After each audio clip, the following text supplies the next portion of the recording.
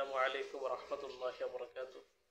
ইন্নাল হামদালিল্লাহ ওয়াসসালাতু ওয়াসসালামু আলা রাসূলিল্লাহ আম্মা বাদ।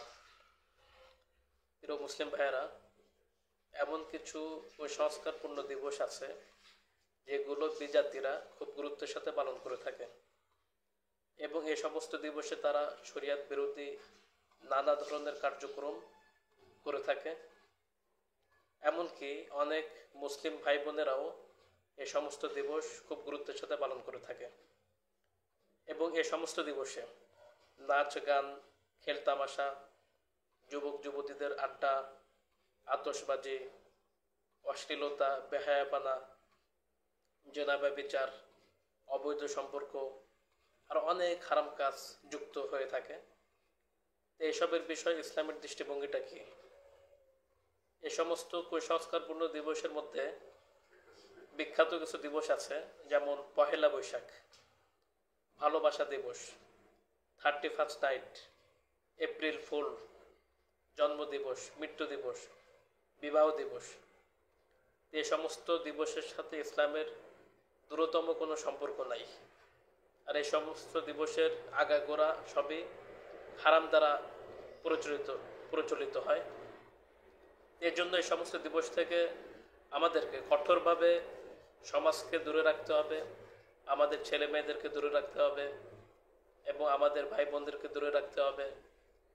এই যে আর একদিন পর, অর্থাৎ পরশুদিন 14 ফেব্রুয়ারি বিশ্ব ভালোবাসা দিবস পালিত হয়।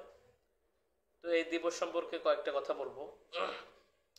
এটাকে ইংলিশে বলে ভ্যালেন্টাইন ডে। তো ভালোবাসা দিবস, এটার ইংলিশ কি? ভ্যালেন্টাইন? কখনোই না। আপনার অভিধান দেখতে পারেন, ভ্যালেন্টাইন ডের ইংলিশটা অর্থটা ভালোবাসা দিবস না। এর একটা ইতিহাস আছে। এই দিবসটা 270 সালে খ্রিস্টানরা, একজন খ্রিস্টান বাদশাহ তার সেনাবাহিনীদেরকে বিবাহ শাদী নিষিদ্ধ ঘোষণা করে। তখন গির্জার একজন সন্ন্যাসী, সে তলে তলে বিভিন্ন সেনাবাহিনীর লোকদেরকে বিবাহ বন্ধন আবদ্ধ করত। এটা লম্বা কাহিনী আছে। এবং সে এক পর্যায়ে একটা মেয়ের ফাঁদে পড়ে যায়, তার সাথে প্রেমে লিপ্ত হয়, তার সাথে বিবাহ বন্ধন আবদ্ধ হয়। তো রাষ্ট্র যখন জানতে পারে যে এই লোকটা ভিতরে সেনাবাহিনীদেরকে বিবাহ ব্যবস্থা করতেছে, বিভিন্ন কার্যক্রম পরিচালনা করতেছে, তখন রাষ্ট্রপ্রধান তাকে ফাঁসির আদেশ দেয়।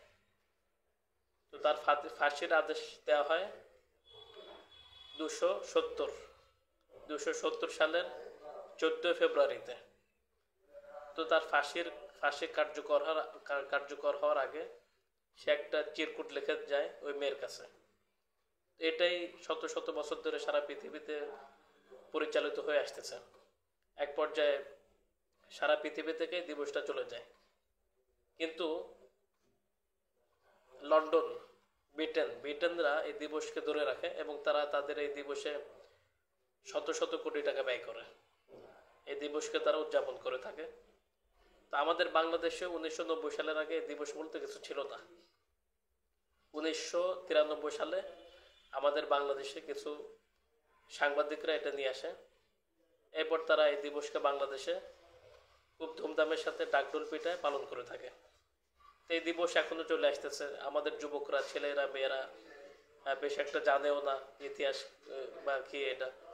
এই দিবসটা মূলত খ্রিস্টানদের তৈরি, ঠিক আছে? খ্রিস্টান বিশ্বে এগুলো প্রচলিত। এটা আমাদের মুসলিম সমাজে ঢুকাই দিচ্ছে অত্যন্ত কৌশলের সাথে, সূক্ষ্মভাবে আমাদের মুসলিম সমাজে ঢুকাই দিচ্ছে। আমাদের ঈমান আমল নষ্ট করার চেষ্টা করা হচ্ছে। সারা বছর কোনো খোঁজ খবর নাই ভালোবাসার। এই ভালোবাসা দিবসের নাম করে ভালোবাসা দিবস উদযাপন করে থাকে এবং এই দিনে অশ্লীলতা, বেহায়াপনা, জেনা ব্যভিচার সারা বাংলাদেশে ভরে যায়। এই জন্য এই দিবসকে আমাদেরকে অবশ্যই বর্জন করতে হবে। এটা কোনো ভালোবাসা দিবস না, বরং এটা হচ্ছে একটা বিশ্ব বেহায়া দিবস, বিশ্ব নির্লজ্জ দিবস, বিশ্ব অশ্লীলতার দিবস এবং বিশ্ব ব্যভিচারের দিবস। এটা কিন্তু ভালোবাসা দিবস না। তো আমাদের মুসলিম জাতিকে এই সমস্ত দিবস থেকে, অশ্লীলতা থেকে বাঁচাইতে হবে এবং সঠিক পূর্ণাঙ্গ ইসলামের দিকে মুসলিম জাতিকে নিয়ে আসতে হবে। আল্লাহ তাআলা আমাদের সকলকে কথাগুলির উপর আমল করার তৌফিক এনায়েত করেন। আমিন ইয়া রাব্বাল আলামিন। আসসালামু আলাইকুম ওয়া রাহমাতুল্লাহি ওয়া বারাকাতুহু।